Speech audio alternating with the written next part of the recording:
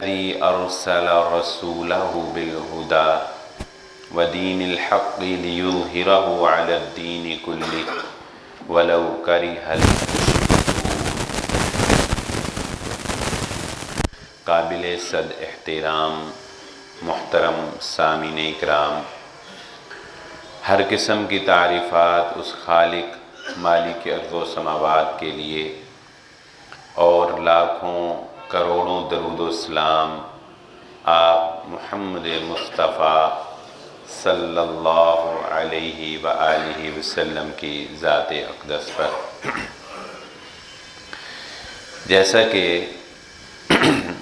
احباب کے بخوبی علم میں ہے کہ اسلامی مہینوں کے اعتبار سے ربیع الاول کے مہینے کی آمد ہے، تو اس حوالے سے چونکہ رسول اللہ صلی اللہ علیہ وآلہ وسلم کی پیدائش اور آپ صلی اللہ علیہ وآلہ وسلم کی وفات دونوں ہی اسی ایک ماہ میں ہوئی ہیں، تو دلوں کو ایک مسرت ہوتی ہے اور خواہش ہوتی ہے دل میں کہ ہم اس ماہ میں نبی صلی اللہ علیہ وآلہ وسلم کی سیرت کے حوالے سے آپ کے فضائل، آپ کے مناقب، آپ کی نعت، آپ پر درود پڑھنا، آپ کا مقام و مرتبہ، آپ کے کیا کیا اعزازات، کیا کیا امتیازی حیثیتیں، کیا خواص ہیں جو اللہ رب العزت نے آپ کو نوازا، ہم ان کے بارے میں جانیں، ہم ان کے بارے میں سنیں اور اپنے ایمان کو مزید تقویت بخش دیں اور اپنے دل میں مزید پختہ کر لیں محمد الرسول اللہ صلی اللہ علیہ وآلہ وسلم کی محبت کو۔ یہ بات ذہن نشین رکھیں، کسی بھی شخصیت کے معاملے میں، اور یہ تو شخصیت ہی وہ ہیں کہ بعد از خدا بزرگ تو ہی قصہ مختصر، کہ مخلوقات میں سب سے افضل، سب سے اعلیٰ ہستی محمد الرسول اللہ صلی اللہ علیہ وآلہ وسلم کی ہستی ہے۔ اس سے بڑھ کر اور کیا ہو سکتا ہے کہ قیامت تک آپ کے دنیا میں تشریف لے آنے کے بعد قیامت تک کوئی شخص اس وقت تک جنت میں داخل نہیں ہو سکتا، اس وقت تک وہ کامیاب نہیں ہو سکتا، اور اس وقت تک وہ مومن نہیں ہو سکتا جب تک وہ آپ کے طریقے کو نہیں اپنا لیتا، جب تک اس کے دل میں محمد الرسول اللہ صلی اللہ علیہ وآلہ وسلم کی محبت اپنی جان سے بھی زیادہ راسخ نہیں ہو جاتی ہے۔ اس سے بڑا مقام و مرتبہ اور کیا ہو سکتا ہے؟ لیکن چونکہ انسان ہمیشہ سے ہی افراط و تفریط کا شکار رہا ہے، شخصیات کے معاملے میں بھی، عبادات کے معاملے میں بھی، یا تو کسی کو بہت زیادہ نیچا کر دیتا ہے اور یا کسی کو اتنا بڑھا دیتا ہے کہ اس کو غلو کا شکار کر کے شرک پر اتر آتا ہے۔ اس لیے یہ بات بہت ضروری ہے کہ ہم محمد الرسول اللہ صلی اللہ علیہ وآلہ وسلم کے حقیقی مقام کو پہچانیں، ان کا اصل مقام کیا ہے، ان کی اصل اللہ رب العزت کے ہاں حیثیت کیا ہے، نہ ہم اس سے کم کریں اور نہ ہم اس سے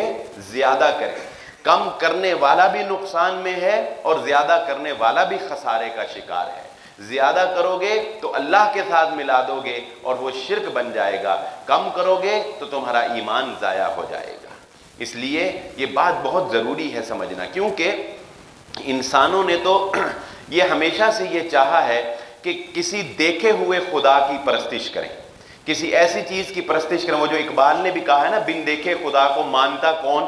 جواب شکوہ میں اللہ تعالیٰ کو اس نے جواب دیا کہ یا اللہ، ہم ہی تو تھے کہ جنہوں نے تیری پرستش کی ہے، ان دیکھا خدا، بن دیکھے خدا، وگرنہ دنیا میں بن دیکھے خدا کو کون مانتا تھا؟ لوگوں نے کیسی کیسی پرستش نہیں کی۔ اگر آپ تاریخ کا مطالعہ کریں تو انسانوں نے پانی کی پرستش کی ہے، پانی کو جو ہے پوجا ہے۔ دریائے نیل کا واقعہ حضرت عمر رضی اللہ تعالیٰ کو آپ جانتے ہیں نا، دریائے نیل کی پرستش کرتے تھے لوگ، اور اب بھی یہ گنگا اور جمنا ہندوستان کے اندر یہ مقدس دریا سمجھے جاتے ہیں، پرستش ہوتی ہے ان کی۔ ایک کنواری دوشیزہ کو دریائے نیل کے نام کیا جاتا تھا۔ یہ کلاش تربت پہاڑی ہے، یہ پہاڑی کی لوگ پوجا کرتے ہیں۔ ہمارے پاکستان میں، ہندوستان میں آپ دیکھیں، پہاڑوں کو لوگوں نے پوجنا شروع کر دیا، درختوں کی لوگوں نے پرستش کی ہے۔ آگ کی لوگوں نے پرستش کی ہے، چاند کی لوگوں نے پرستش کی ہے، ستاروں کو لوگوں نے پوچھا ہے، حتیٰ کہ انسان اس پرستش کے معاملے میں اتنا گرا ہے کہ انسانی اعضاء تک کی پرستش جو ہے وہ انسانوں نے کی ہے۔ جنسی اعضاء کی پرستش جو ہے، پوجا، ان سے مانگنا اور ان کو نعوذ باللہ خدا سمجھنا، یہ انسان کے گرے ہونے کی نشانی ہے کہ انسان کس قدر گر گیا ہے۔ گائے کی پرستش کی ہے، قوم بنی اسرائیل نے گائے کو اپنا معبود بنایا، اور ہندوستان میں آپ جانتے ہیں گائے ماتا کے نام سے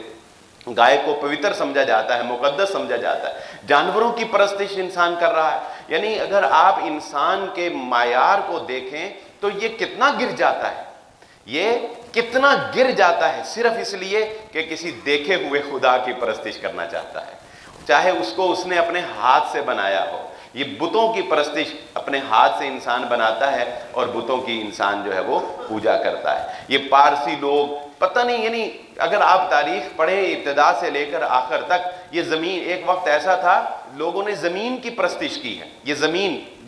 زمین اس کی پرستش اس بنیاد پہ کی گئی، اس کو ماتا کہا جانے لگا، یعنی لوگوں نے زمین کو پر پوجا کہ یہ ہماری ماں ہے، یہ ہمیں اپنے پیٹ سے ہمارے لیے اناج اگاتی ہے، لہذا ہماری ماں ہے، لہذا اس کی پرستش کرو۔ حتیٰ کہ وہ وقت بھی آیا کہ پرستش کرتے کرتے، خداؤں کو ڈھونڈتے ڈھونڈتے لوگوں نے اپنے مردوں کی، اپنے آباء و اجداد کی پرستش کی۔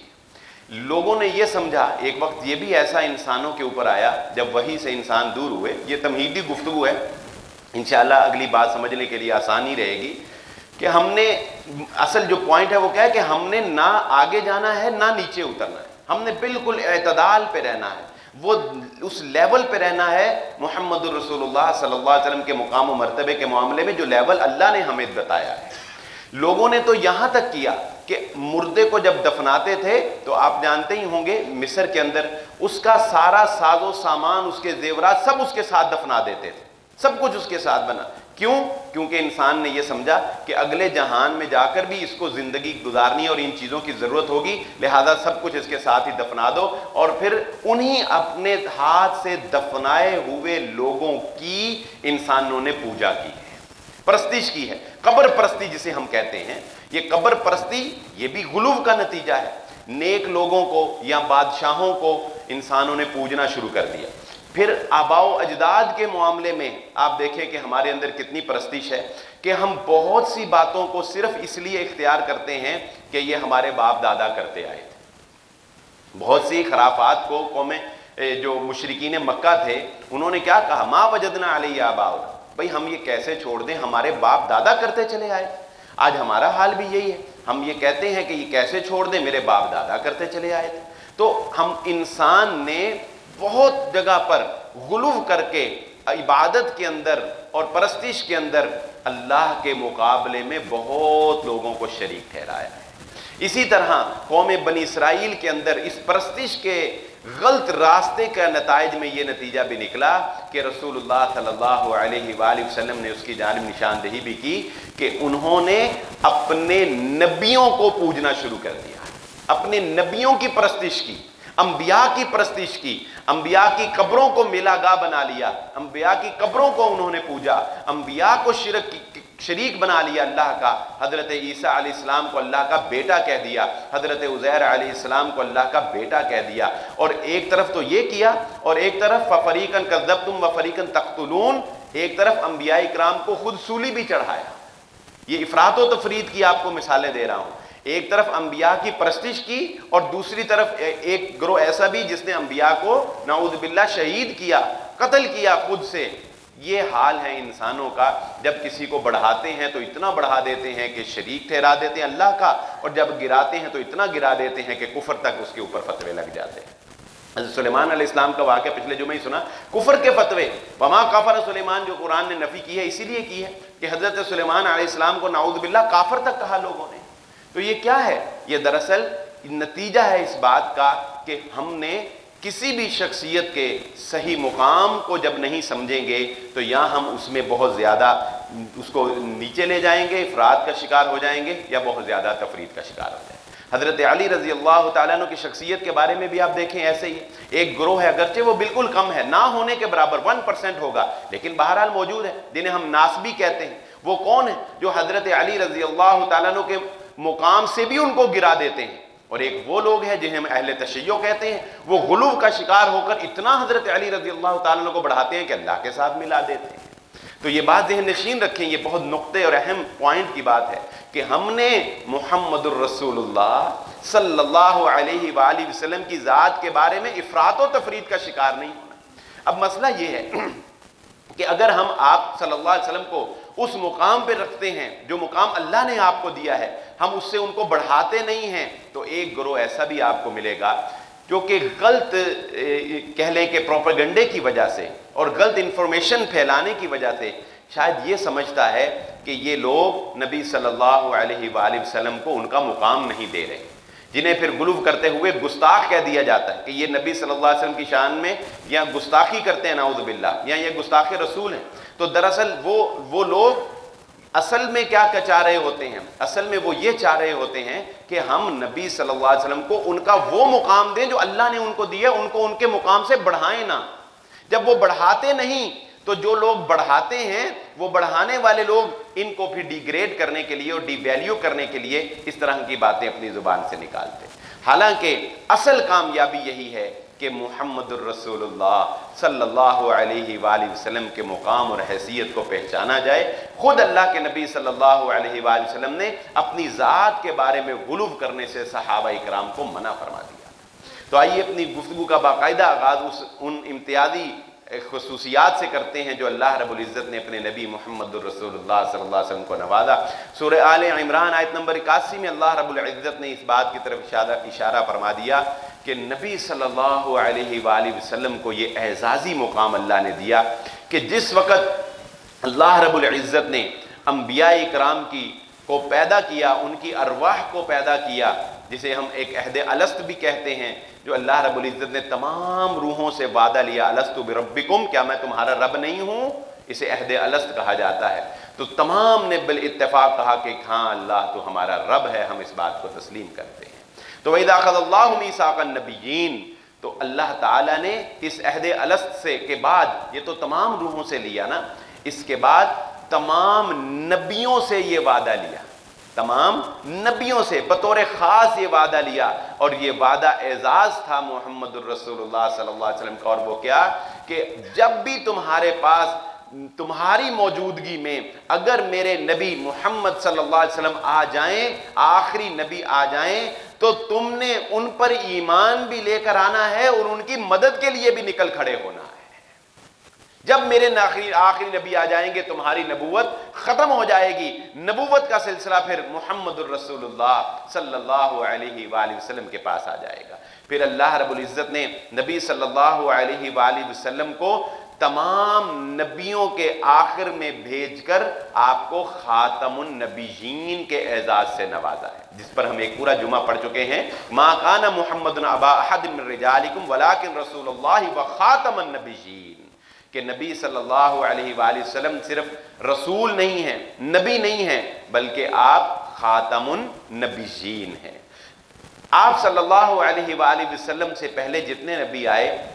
उनकी नबूवत एक महदूद उम्मत और एक महदूद लोगों के लिए हुआ करती थी। हर नबी की एक उम्मत होती थी, जैसा कि एक वक्त में एक से जायद नबी भी हुए हैं। हज़रत इब्राहीम अलैहिस्सलाम भी नबी हैं, आपके बेटे हज़रत इस्माईल अलैहिस्सलाम भी नबी हैं, आपके भतीजे हज़रत लूत अलैहिस्सलाम भी नबी, हज़रत दाऊद भी नबी हैं, हज़रत सुलेमान अलैहिस्सलाम भी नबी हैं, हज़रत याकूब भी नबी हैं, हज़रत यूसुफ भी नबी हैं, हज़रत इसहाक भी नबी हैं। तो इस तरह से एक वक्त में एक से ज़ायद नबी रहे हैं और हर नबी की एक मखसूस उम्मत रही है। मगर अल्लाह के नबी सल्लल्लाहु अलैहि वसल्लम, हमारे नबी सल्लल्लाहु अलैहि वसल्लम को ये एजाज़ अता फरमाया कि आप सल्लल्लाहु अलैहि वसल्लम को दुनिया में भेजा तो आपकी नबूवत को काफ़तल लिन्नास, तमाम लोगों के लिए कर दिया, और क़यामत तक आने वाले तमाम लोगों के लिए ही नहीं, इंसानों के लिए ही नहीं, बल्कि जिन्नों इंस के लिए मुहम्मदुर रसूलुल्लाह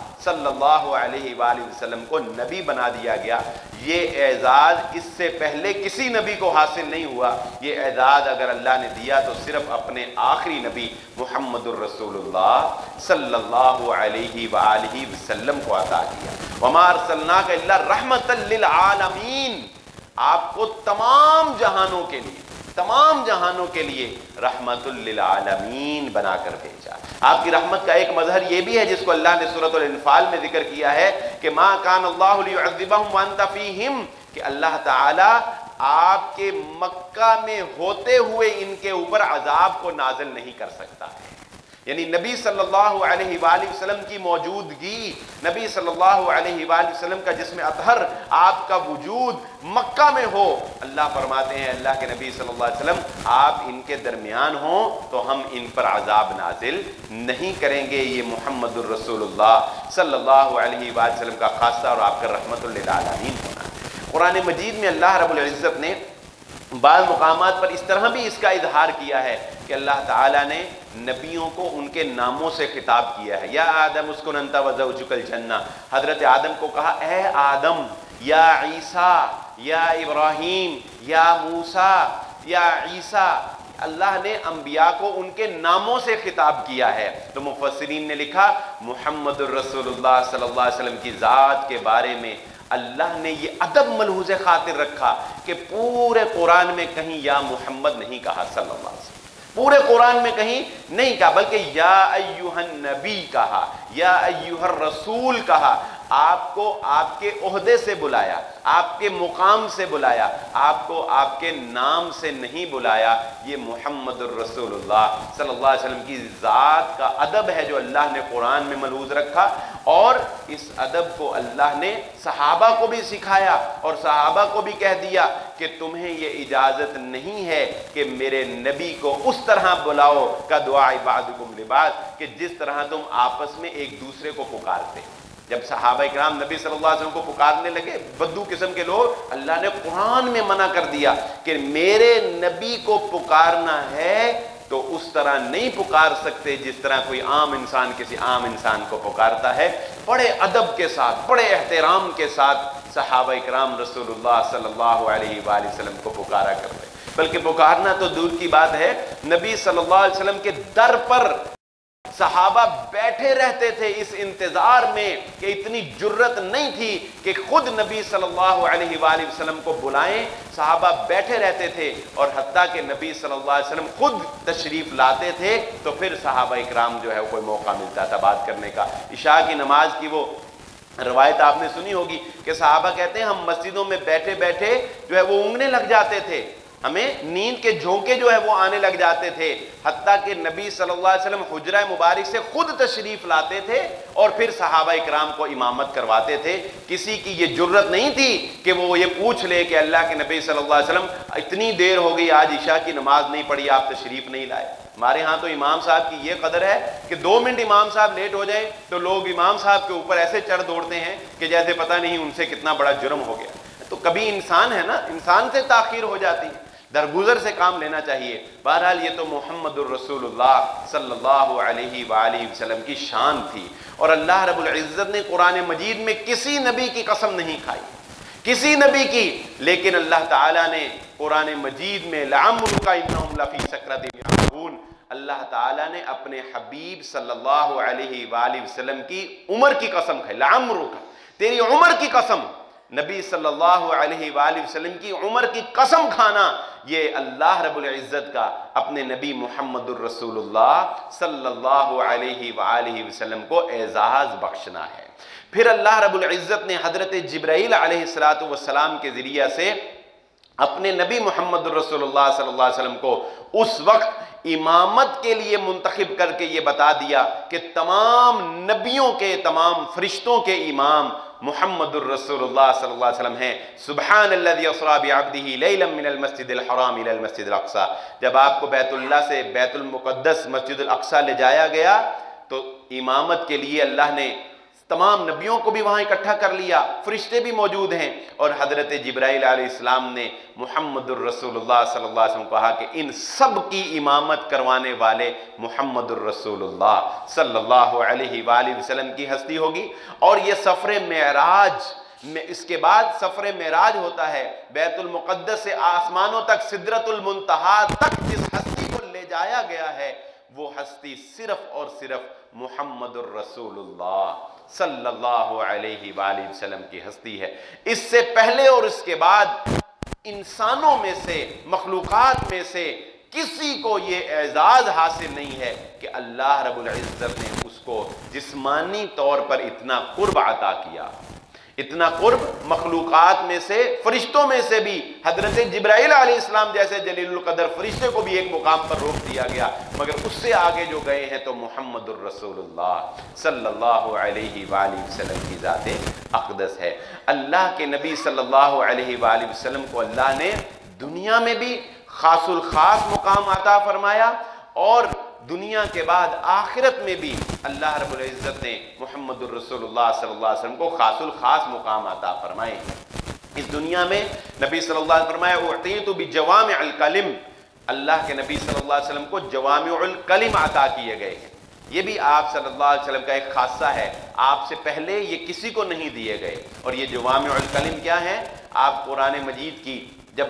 آخری صورتیں پڑھیں گے، والنازعات غرقا والناشطات نشطا والسابحات سبحا، جب یہ صورتیں القاریۃ ما القاریہ وما ادراک ما القاریہ الحاقۃ ما الحاقہ، جب یہ صورتیں آپ پڑھیں گے تو آپ کو اندازہ ہوگا جوامع الکلم کیا ہوتے ہیں۔ جوامع الکلم یہ ہوتے ہیں کہ الفاظ مختصر، ایک اتنے دو لفظ صرف، لیکن اپنے اندر معنی کے اعتبار سے ایک سمندر پنہا رکھے ہوئے ہیں۔ الفاظ تھوڑے اور معنی اور مفہوم بہت وسیع، یہ اللہ کے نبی صلی اللہ علیہ وسلم کو جوامع الکلم عطا کیے گئے۔ پھر آپ نے فرمایا نصرت بالرعب، میری مدد کی گئی ہے، اللہ نے میری مدد کی ہے۔ یہ نبی صلی اللہ علیہ وسلم کا خاصہ تھا، کس کے ساتھ؟ دشمن کے لشکر پر روب کے ساتھ، دشمن کے لشکر پر روب کے ساتھ۔ اور یہ خاصہ کیا تھا کہ مسلمانوں کا لشکر دشمن کے لشکر سے ایک مہینے کی مسافت پر ہوتا تھا، تو مسلمانوں کے لشکر کی وجہ سے کافروں کے دل دہل جایا کرتے تھے، کافروں کے دلوں کے اندر خوف طاری ہو جایا کرتا تھا۔ یہ نبی صلی اللہ علیہ وسلم فرمایا نصرت بالرعب، کافروں کے دلوں میں اللہ نے جو میرا رعب ڈال دیا ہے، اس کے ذریعے اللہ رب العزت نے میری مدد فرمائی ہے۔ اور نبی صلی اللہ علیہ وآلہ وسلم کا یہ خاصہ بھی تھا کہ آپ کے لیے اللہ رب العزت نے مال غنیمت کو حلال قرار دیا تھا۔ آپ کے زکوٰۃ امراء سے لے کر فقراء میں تقسیم کی جاتی تھی، اس سے پہلی امتوں کے اندر یہ اعزاز بھی نہیں تھا۔ پہلے سارا مال غنیمت یا صدقہ جس نے کرنا ہوتا تھا ایک میدان میں رکھ دیتے تھے، آسمان سے آگ آتی تھی اور اسے ختم کر دیتی تھی، مگر نبی صلی اللہ علیہ وسلم کی آپ صلی اللہ علیہ وسلم کا یہ اعزاز تھا کہ مال غنیمت ملا، وہ فوجیوں کے اندر تقسیم ہوا، وہ رعایا کے اندر تقسیم ہوا، وہ بیت المال میں گیا۔ زکوٰۃ کا معاملہ آیا، امیروں سے لی، غریبوں میں تقسیم کی۔ صدقے کا معاملہ آیا، مالداروں سے لیا، غریبوں میں تقسیم کیا۔ یہ محمد الرسول اللہ صلی اللہ علیہ وآلہ وسلم کے خواص ہیں جو آپ کو عطا کیے گئے، آپ سے پہلے امتوں کو عطا نہیں کیے۔ اللہ کے نبی صلی اللہ علیہ وآلہ وسلم کا یہ خاصہ بھی ہے کہ وہ قیامت کا روز جس دن انسان کوئی سہارا ڈھونڈ رہا ہوگا، کوئی چھاؤں ڈھونڈ رہا ہوگا، جس دن انسان کوئی سفارشی ڈھونڈ رہا ہوگا، اس دن مقام محمود فتحجد بہ نافلۃ لک عسیٰ ان یبعثک ربک مقاما محمودا، اس دن مقام محمود جسے ہم شفاعت کا مقام کہہ سکتے ہیں، وہ کس کو دیا جائے گا؟ محمد الرسول اللہ صلی اللہ علیہ وآلہ وسلم۔ تمام انسان نبیوں کے پاس جائیں گے، آدم علیہ السلام سے شروع ہوں گے، وہ لمبی حدیث ہے، بلا آخر اللہ رب العزت، کیونکہ اللہ کے سامنے اس دن کوئی اللہ کی اجازت کے بغیر اپنی پلک بھی نہیں اٹھا سکے گا۔ اللہ جس کو اجازت دے گا وہی اللہ کے سامنے سفارش کرے گا۔ شفاعت ہوگی، یاد رکھیں ہم شفاعت کے منکر نہیں ہیں، کوئی یہ نہ سمجھے کہ ہم کہتے ہیں شفاعت ہوگی نہیں، سفارش ہوگی نہیں۔ شفاعت ہوگی، سفارش ہوگی، لیکن شفاعت وہی کرے گا جس کو اللہ اجازت دے گا، اور اسی کے لیے کی جا سکے گی جس کے لیے اللہ اجازت دے گا، جس کے لیے اللہ اجازت دے گا اسی کی، اور جس کو اللہ اجازت دے گا وہی کرے گا۔ اور وہ اجازت کس کو ملے گی؟ محمد الرسول اللہ صلی اللہ علیہ وسلم کو اللہ تعالی ہم سب کو آپ صلی اللہ علیہ وسلم کی شفاعت سے بہرہ مند فرما دے۔ اللہ کے نبی صلی اللہ علیہ وسلم نے ایک حدیث میں اس خاصے کا اس طرح بھی ذکر کیا کہ آپ صلی اللہ علیہ وسلم نے فرمایا ہر نبی کو اللہ نے ایک دعا ایسی عطا کی ہے کہ جس کے بارے میں اللہ نے یہ کہا ہے کہ جب یہ دعا مانگو گے تو میں پوری کر دوں گا۔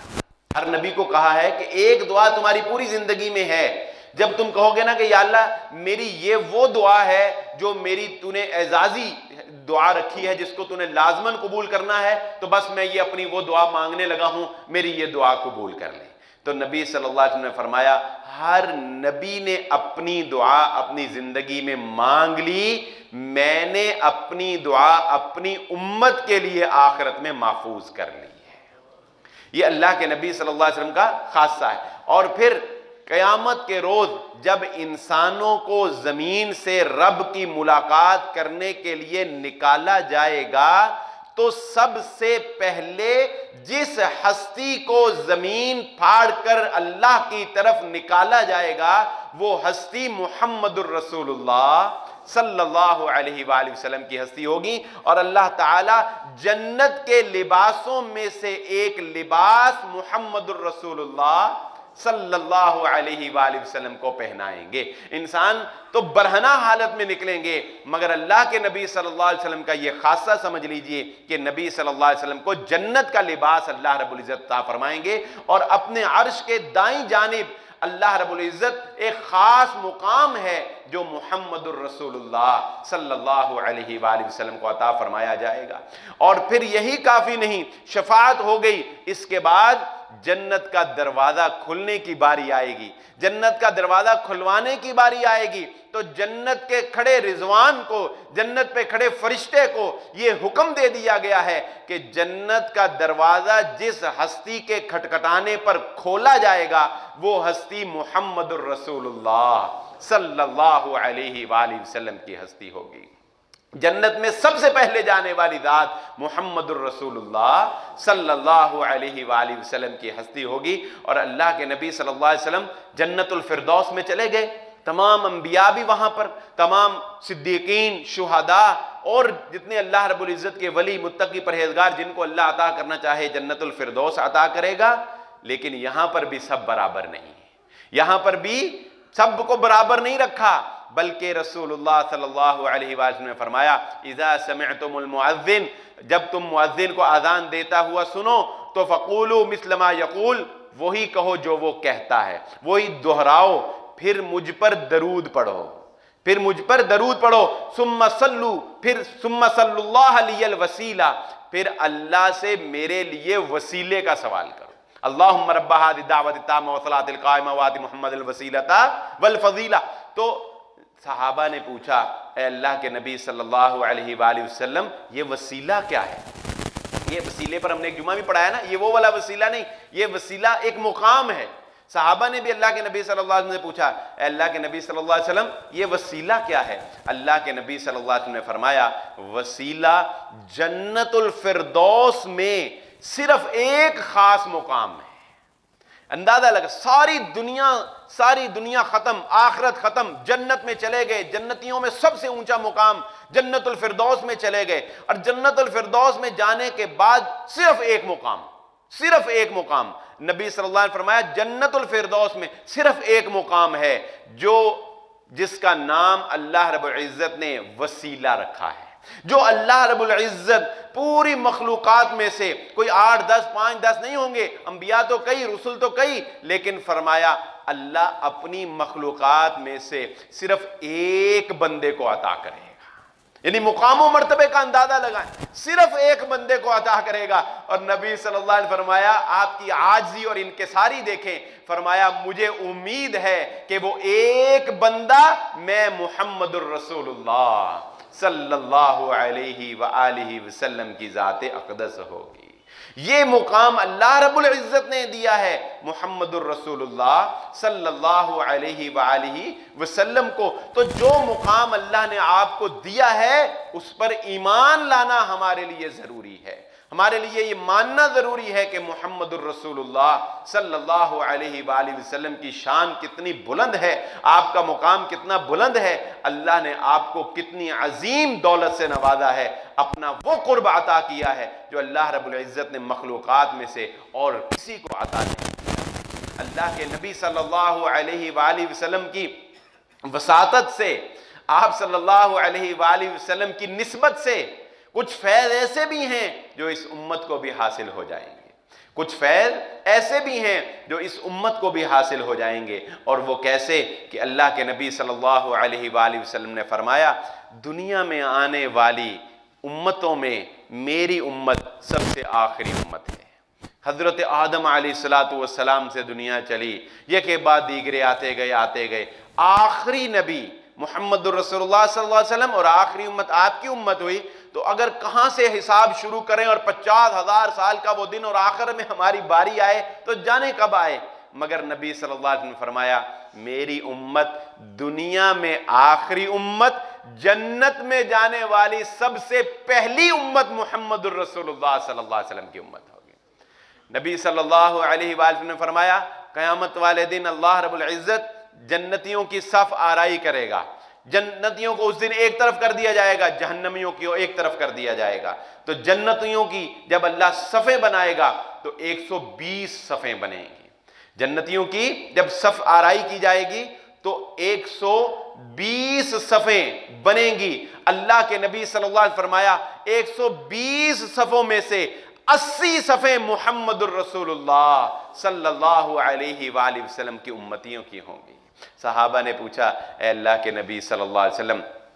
قیامت والے دن انبیاء اکرام اور بھی ہوں گے، ان کی امتیں بھی ہوں گی، ہم حوض کوثر پر آپ سے پانی پینا چاہیں گے، ہم حوض کوثر پر آپ سے ملاقات کرنا چاہیں گے، ہمیں کیسے پتہ چلے گا آپ کو کہ فلاں میرا امتی ہے، کیسے پتہ چلے گا کہ آپ کو کہ فلاں میرا امتی ہے؟ اللہ کے نبی صلی اللہ علیہ وسلم نے فرمایا میں اپنے امتیوں کو ان کے وضو کے چمکتے ہوئے اعضاء سے پہچان لوں گا۔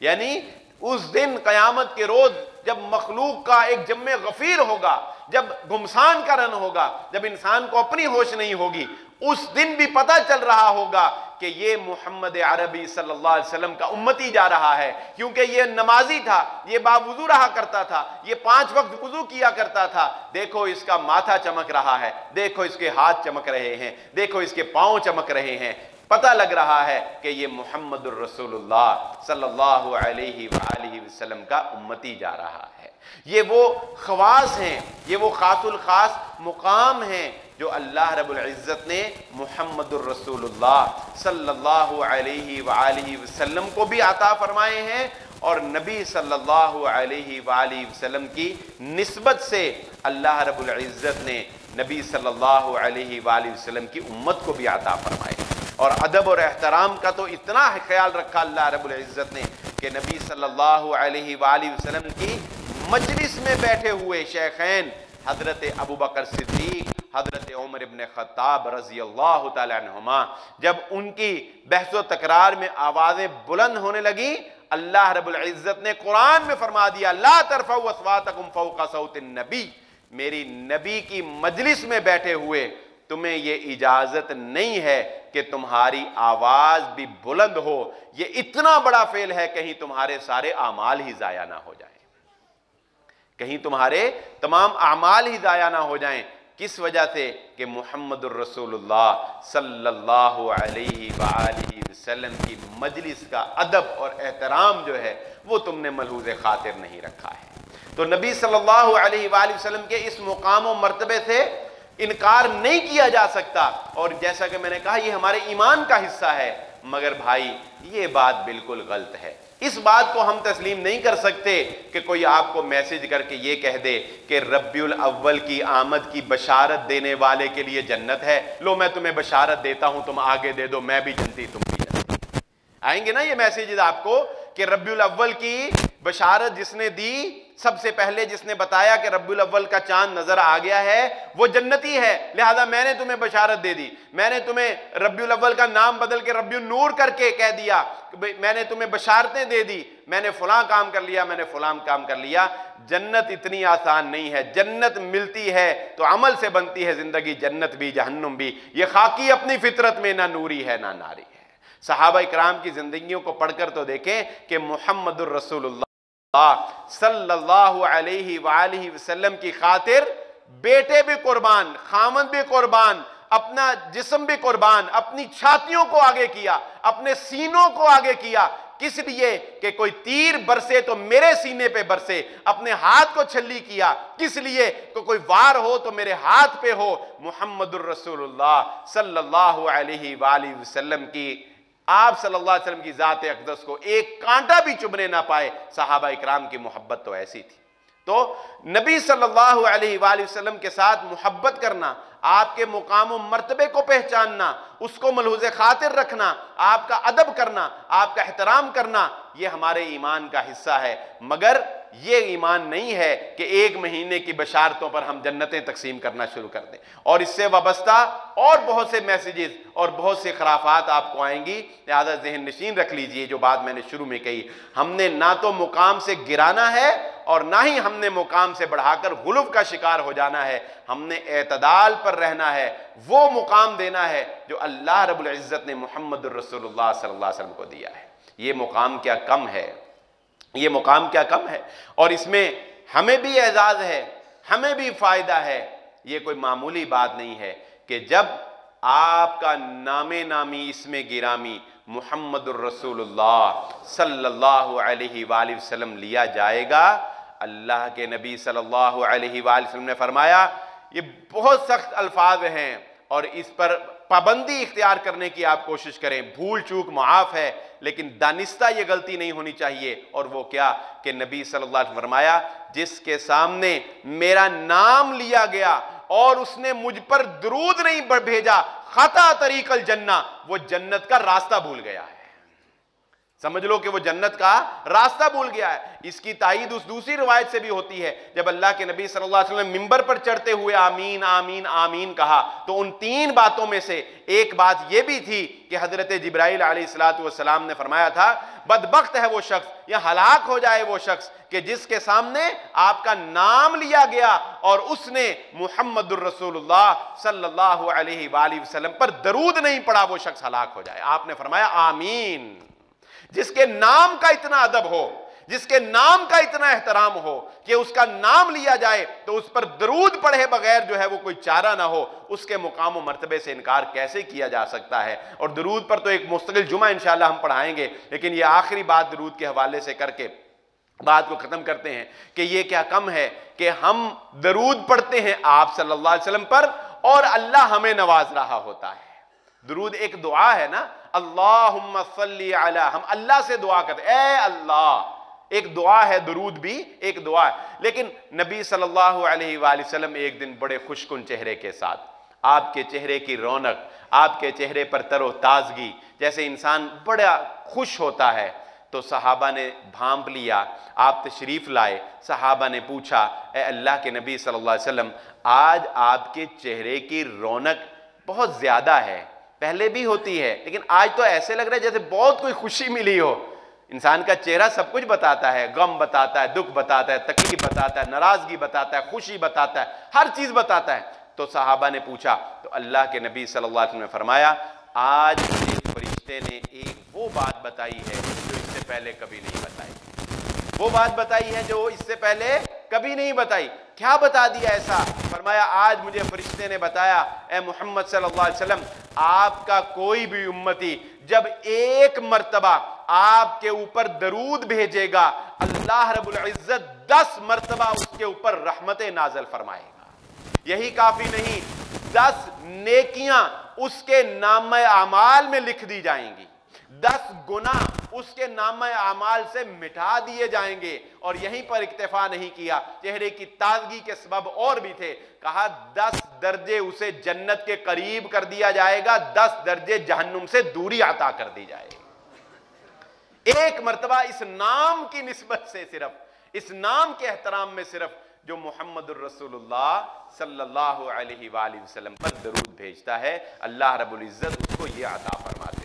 अल्लाह से दुआ है, अल्लाह मुझे और आपको जो कहा और जो सुना समझने की और अमल करने की तौफीक अता